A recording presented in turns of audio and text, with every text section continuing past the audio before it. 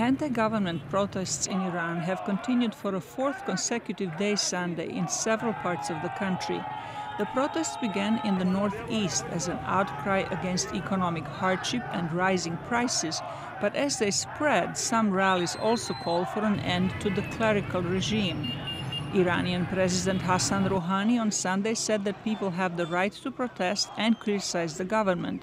But in a speech at a cabinet meeting, he also said social unrest and destruction of public property will not be tolerated. The government will definitely not tolerate those groups who are after the destruction of public properties or disrupting the public order or sparking riots in the society. Our people will not tolerate it either. The protests have been the biggest show of discontent in Iran since the 2009 rallies following a disputed presidential election.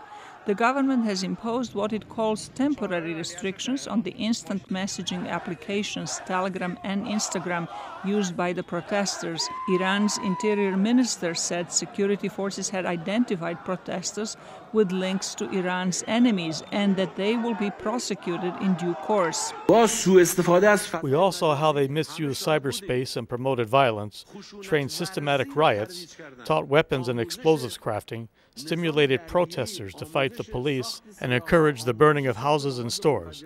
These individuals are surely not part of the Iranian people. Iranians living in exile also demonstrated in support of their compatriots.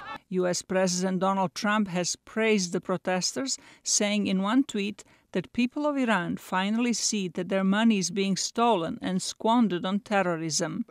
President Rouhani said Trump had no right to express sympathy for the Iranians. This guy in America who wants to sympathize with our people today has forgotten he had called the Iranian people terrorists a few months ago. Trump has been a harsh critic of a deal Iran signed with 6 nations, including the United States, to halt its nuclear program.